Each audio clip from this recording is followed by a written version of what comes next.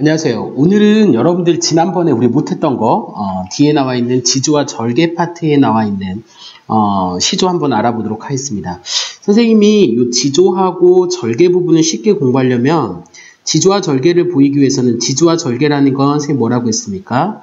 변함없는 마음, 이거를 지조와 절개라고 한다고 했죠. 잘 안 써지네.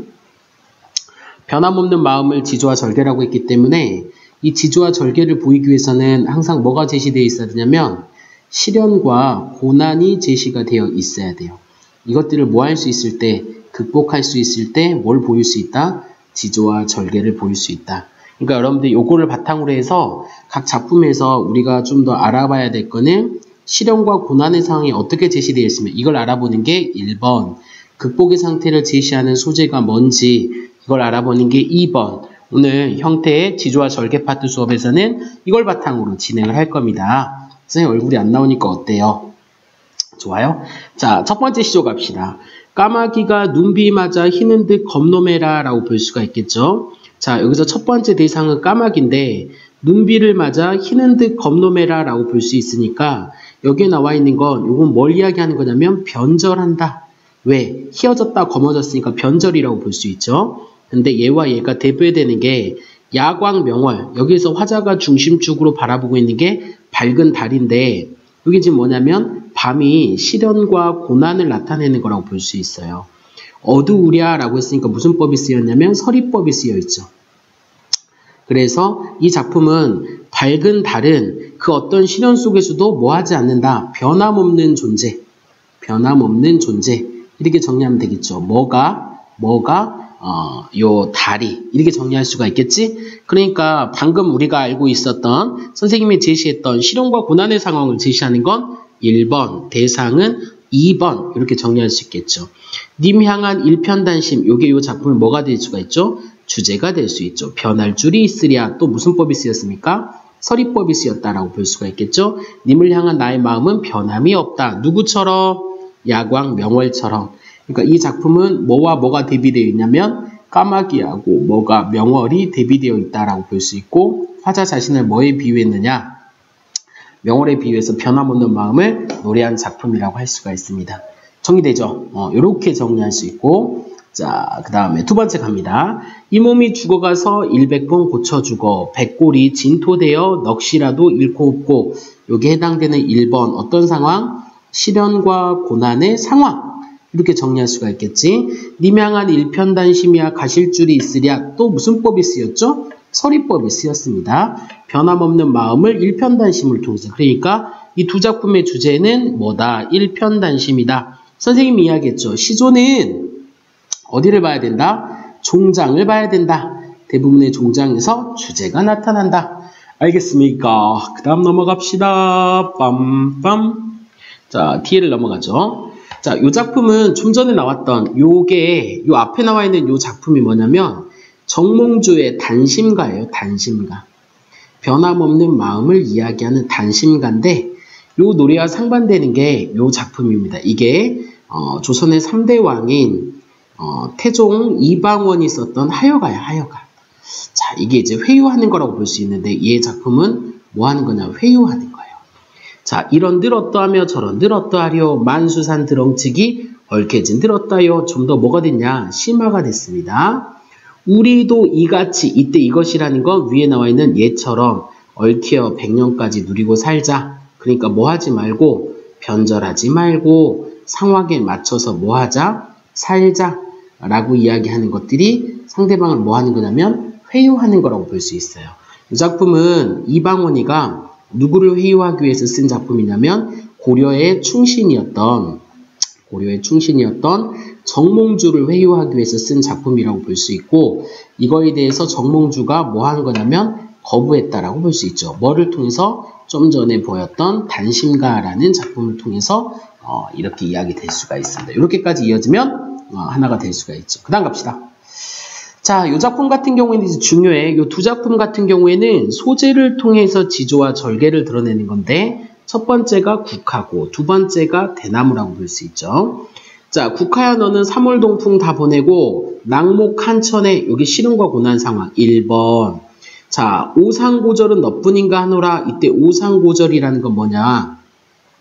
서리빨 속에서에 지켜지는 지조와 절개라고 볼 수 있으니까 요 국화를 통해서 지조와 절개를 드러내는 거로 볼 수 있고 너는 누가 되겠냐면 국화가 되겠죠. 그러니까 여기서 무슨 법이 쓰였다? 의인법이 쓰였다. 나도 국화처럼 서리빨 속에서도 지조와 절개를 지키는 삶을 살아야 되겠다. 두 번째는 대나무가 있어요. 이 대나무의 실현 상황은 이게 1번 눈이라고 볼 수 있지. 눈 맞아 휘어진 대를 뉘설어서 굽타동고. 자, 일반 사람들은 뭐 하는 거냐면 휘어진 뭐를 보고 대나무를 보고 뭐 했다고 생각하는 거냐면 변절했다고 생각하는 겁니다. 하지만 화자는 굽을절이면 눈 속에 풀을 쏘냐 여기 2번 상황으로서 화자가 인식하는 건 바로 뭐냐면 변함없음을 이야기하는 거겠지.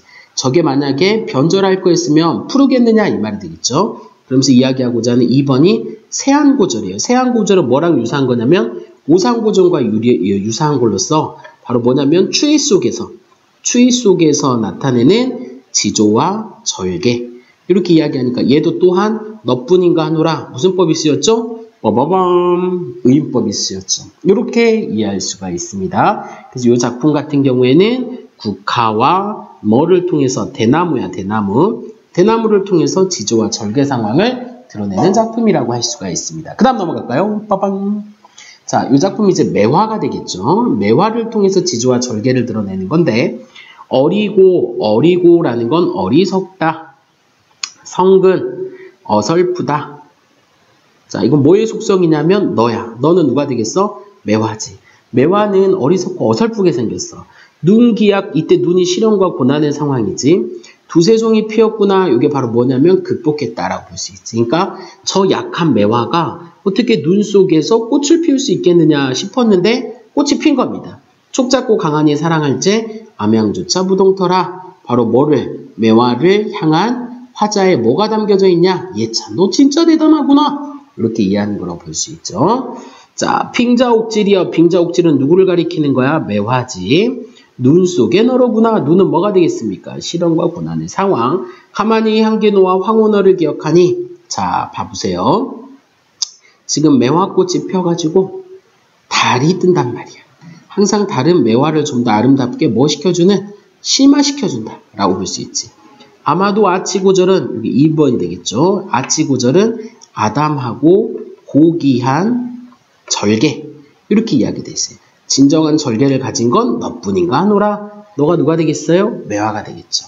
의인법이 쓰였습니다. 매화에 대한 예찬. 어떤 예찬? 지조와 절개에 대한 예찬이다. 이렇게 이해하고 있는 게 적절하다고 볼 수 있겠죠. 다음 넘어갈까요? 자, 이 작품은 시험에 잘 나오는데 얘 구름. 이 구름이 부정적인 대상이야. 무심탄 말이. 이건 뭐야? 욕심이 없단 말이 아마도 허랑하다. 허랑은 거짓이라고 볼 수 있으니까 결국 구름이 욕심이 없단 말이 거짓이다라는 거 고치면 구름은 뭐가 있는 존재다? 욕심이 있는 존재다. 이렇게 이야기할 수 있지. 그 이유가 뭐 때문에 그러느냐? 뒤에 봐봐. 충천에 떠 있어서 임의로 자유롭게 다니면서 구태여 광명한 날빛. 이게 바로 뭘 이야기하는 거냐면 임금이야. 임금을 따라다니면서 덮는다. 그러니까 구름은 임금을 가리는 존재라고 볼 수 있으니까 이 구름은 누구를 이야기하는 거지? 간신배가 되겠죠. 이 작품은 간신배를 뭐 하는 거지? 비판하는 거지.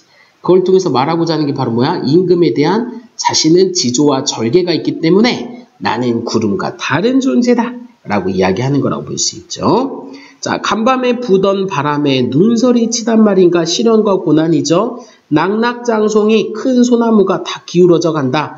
하물며 못다 핀 꽃이야. 자, 그러면 봐봐. 낙낙장송은 큰 소나무인데 얘보다 더 연약한 게 꽃이야. 이때 꽃이라는 건 연약한 게 꽃이야. 그러니까 여기서 화자 자신을 비유하는 거라고 볼 수 있지. 닐러무삼하리 어떤 정사가 담겨있어? 탄식이야. 자, 왜 탄식이냐?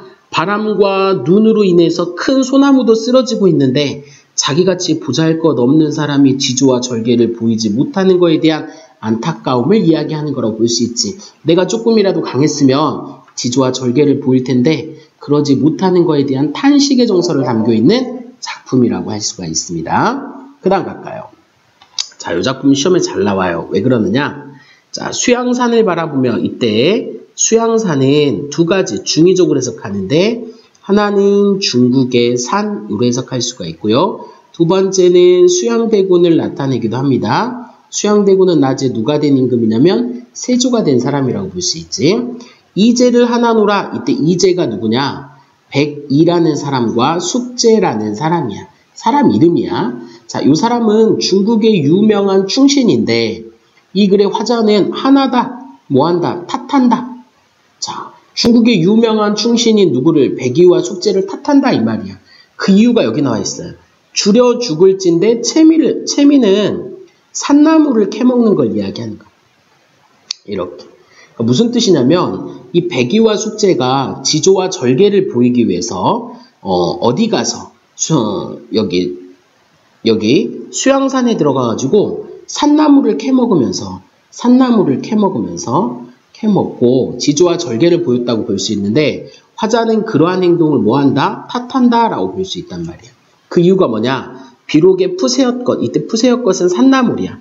보잘것없는 산나물이라도 그게 누구 땅에서 난 거냐라는 거니까 니네가 산나물을 캐먹는 게 바로 뭐가 되는 거냐면 지조와 절개를 뭐 하는 거라고 볼 수 있어? 지키지 않는 게 된다. 이게 중국의 고사를 조금 이해해야 되는데 중국의 고사에 자 이제 새로운 임금, 기존에 임금이 있었고 새로운 형태의 누가 나타났냐면 임금이 나타났어요. 얘가 얘를 쳐부수고 이 기존의 임금의 충신이었던 백이와 숙제를 스카우트하려고 한 거지. 근데 이 백이와 숙제는 수양산에 가고 새로운 임금에 대해서 거부를 하면서 산에서 살다가 죽은 거라고 볼 수 있는데 여기서 화자가 말하고자 하는 건 니네가 산에 가서 산나물을 캐먹은 게 곧 새로운 임금을 뭐 하게 되는 거다? 인정하게 되는 거다. 고로 니네는 잘못한 거다. 그러면 화자는 자기는 산나물을 캐먹겠다는 거 안 캐먹겠다는 거죠? 그렇죠. 자기는 그렇게 살지 않겠다라는 걸 통해서 자, 좀 지우고 정리하면 결국 이 글의 화자는 누구를 통해서 백이와 숙제를 탓하죠. 이걸 통해서 역으로 자신의 지조와 절개를 강조하는 거라고 볼 수 있어요. 참고로 이 글의 작가가 누구냐면 성산문이에요.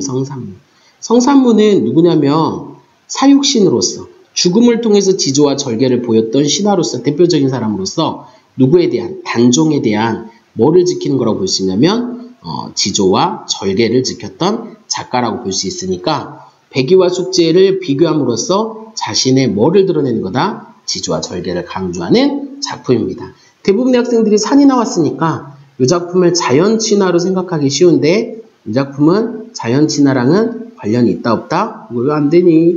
자, 없다. 요거는 바로 뭐다? 지조와 절개를 바라는 노래다 라고 이야기할 수가 있겠죠. 이해됐죠? 갑시다. 자, 이 작품 두꺼비가 이때 두꺼비 요건 좀 알고 있어요. 두꺼비인데 여기서는 탐관오리를 이야기합니다. 탐관오리인 두꺼비가 파리는 누구냐? 선량한 백성이에요. 여기 안 적어줘. 좀 지울까? 어떻게 해? 자, 두꺼비가 아까 누구라고요? 탐관오리 이렇게 쓰자. 그 다음에 파리는 누구냐면 백성을 물고 치달아 앉아. 이거 뭐 하는 거냐면 괴롭힘. 누가 누구를 괴롭힌다고? 두꺼비가 지금 백성들을 괴롭히고 있죠. 건너산 바라보니 누가 있냐? 백성골. 이 백성골은 누구냐면 중앙관리로서 누구에 대한 천적이냐? 두꺼비에 대한 천적이라고 볼 수 있죠. 떠 있거늘 가슴이 끔찍해서 풀쩍 내닫다가 이 뭐 하는 거냐면 도망가는 겁니다. 도망가다가 두어미에 자빠졌다. 똥 위에 넘어졌다 라고 볼 수 있죠. 그러니까 어때? 되게 창피하겠죠. 창피한 상황이라고 볼 수 있는데 여기에서 이제 누가 이야기하는 거냐? 이게 따옴표를 칠 수가 있어요. 이게 누가 한 말이냐면 두터비가 한 말입니다. 두터비가 뭐라고 하느냐? 모쳐라 아이고 날래 렛을망정.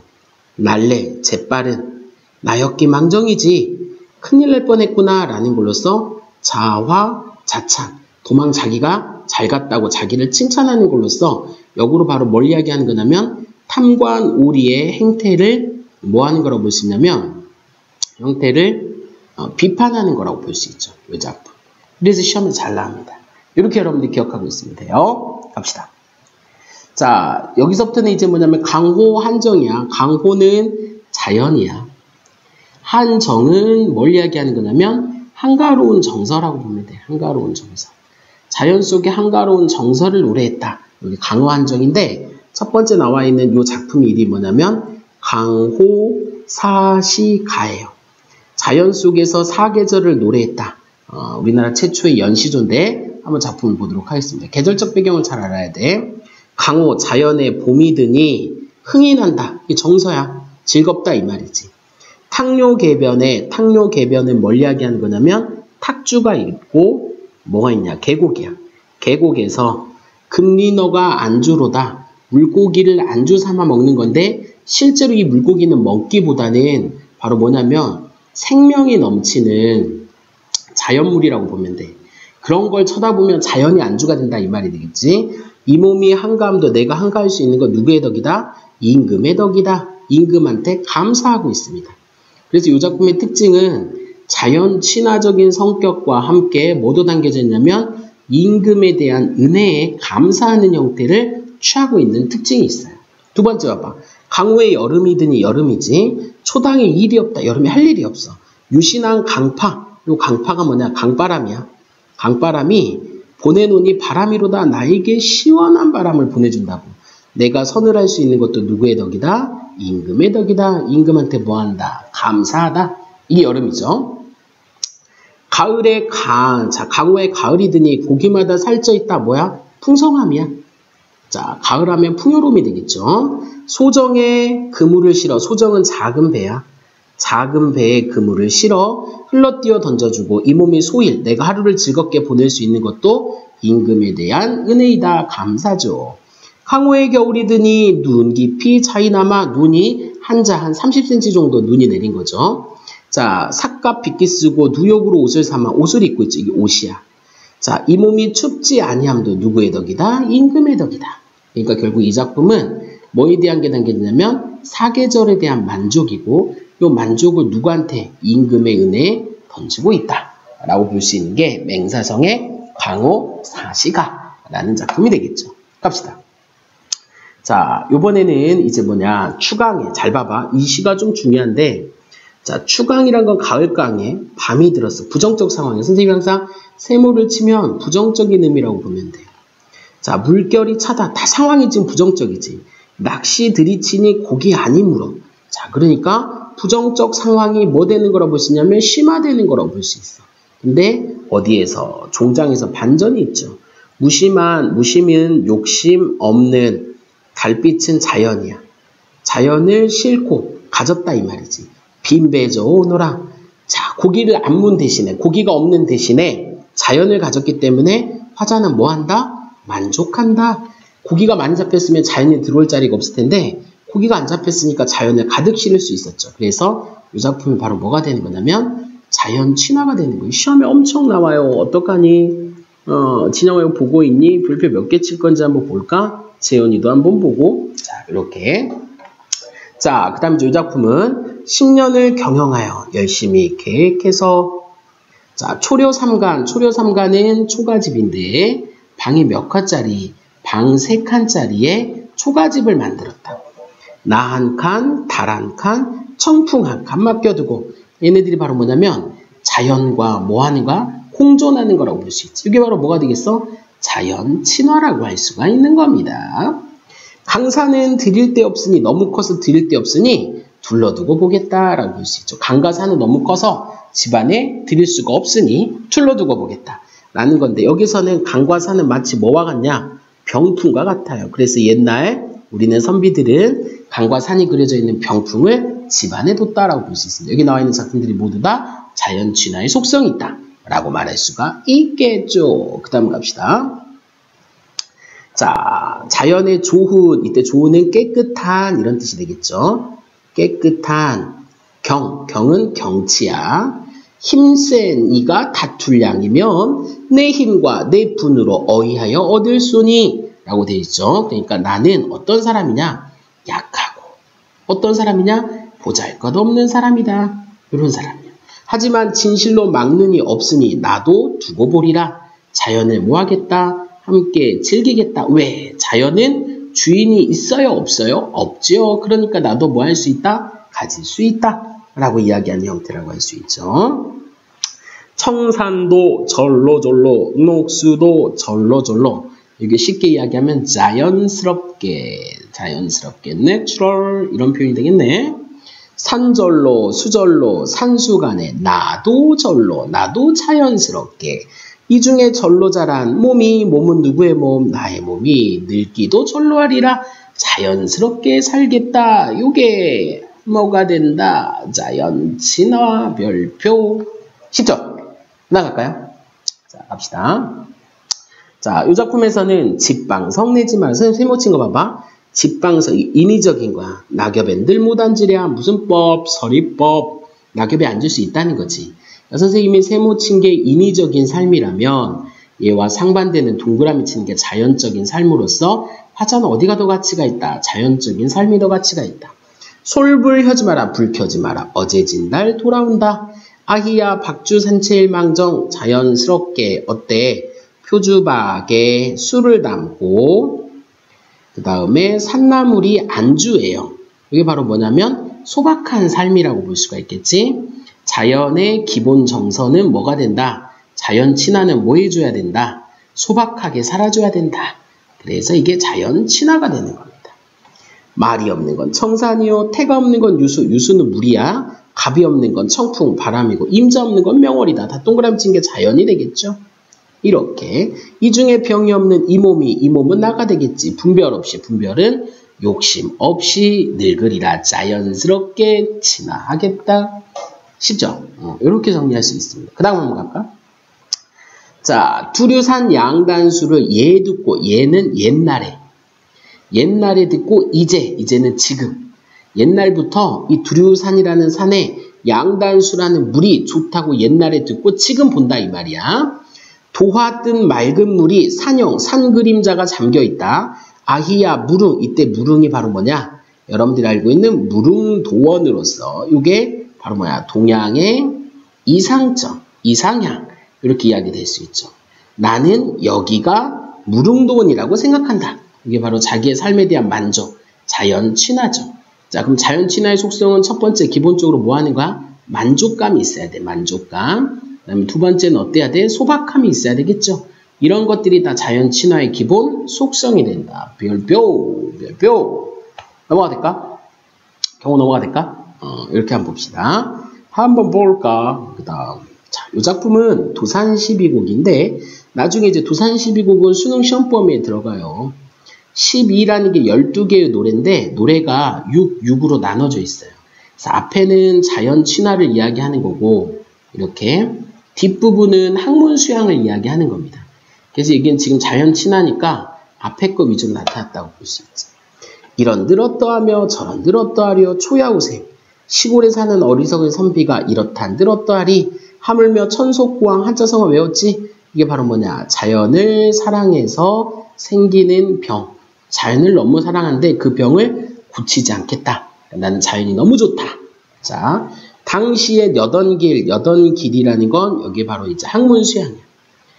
옛날에 학문 수양하던 길을 몇 해를 버려두고 어디가 다니다가 이제야 다시 돌아왔어. 학문 수양하러. 이제 돌아왔으니 여던마음. 이때 여던마음이라는 건 세속적인 마음이 되겠지. 그 마음은 말오리, 말겠다 이 말이지. 더 이상 세속적인 욕심을 내지 않고 학문 수양에 매진하겠다. 이런 작품이 담겨져 있어요. 자, 이 노래도 마찬가지야. 요거 별표 좀 쳐놔야 돼. 이게 이 별표냐면 대부분의 학생들이 이 작품 자체를 뭘로 보냐면 자연 친화로 보는데 이 작품은 자연 친화가 아니라 학문 수양이에요. 그래서 시험에 엄청 잘 나와요. 자, 청산은 어찌하여 망고에 푸르르며 산은 변하지 않는다. 유수도 어찌하여 주야에 그치 않고 얘도 변하지 않아. 우리도 그치지 말고 망고상 청하리라. 이게 주제인데 이게 바로냐? 우리도 변함 없는 뭘 이야기하겠냐? 학문 수양을 하겠다라고 볼 수가 있는 거죠. 이게 이 작품의 주제다라고 볼 수가 있습니다. 쉽죠? 이렇게. 자, 그 다음에 초암이라는 건 여기서는 시골도 된대. 자연으로 해석하면 쉬워요. 정뇨, 정막, 다른 말 고치면 고요. 벗없이 혼자 앉아 평조 한 잎에 백운이 졸로 전다. 평조는 시조를 내가 부르니까 백운은 흰 구름인데 자연이지. 자연이 따라온다. 어느니 이 좋은 뜻을, 요 좋은 뜻이 바로 뭐냐? 자연 친화가 되겠지. 자연과 함께하는 이 뜻을 알리 있다 하리요. 누구만 알고 있느냐? 나만 알고 있다. 뭐를? 자연 친화를 이렇게 정리할 수가 있습니다. 쉽죠? 그 다음 볼까? 자, 요게 이제 윤선도의 만흥이라는 작품인데 얘도 자연 친화야. 보자고. 산수감 바위 아래 띠집. 띠집은 초가집이야. 초가집. 초가집을 짓고 그 모른 남들은, 이때 남들은 속세의 사람들이야. 속세에 살고 있는 사람들. 웃는다. 이때 웃는다라는 건 비웃는 거야. 왜? 지금 뭐야? 가난하게 자연에서 뭐 하는 거지?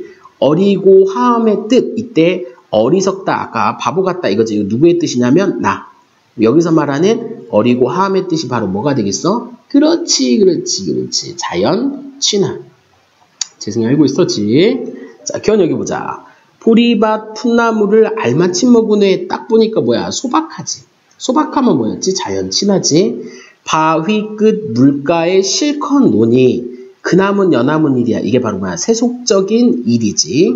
부럴 줄이 시랴 서리법이 쓰였죠. 부러워하지 않겠다. 무슨 태도? 자연 친화 태도라고 볼 수가 있겠죠. 정의도 여기 보고 그 다음 조금만 힘냅시다. 이제 잠들고 혼자 앉아 먼 매를 바라보니 여기 자연 속에 있으니 그리던 님이 온다 반가움이 이러하랴. 자, 비교하고 있지. 자연 속에서 술을 마시고 있는 게 그리던 님을 뭐하는 거? 만나는 것보다 훨씬 뭐하다? 낫다. 이게 더 좋다 이 말이야. 왜? 자연은 말하지도 웃지도 않아도 못내 좋아하더라. 그냥 너무 좋다 이 말이지. 자연 친하지. 진짜 좋아하면 이유가 없는 거야. 진짜 좋아하면 이유가 없는 거라고. 재현아, 여자친구 좋아요? 진짜 좋아하면 이유가 있으면 안 되는 거야. 얘처럼. 오케이? 자, 그 다음 갑시다.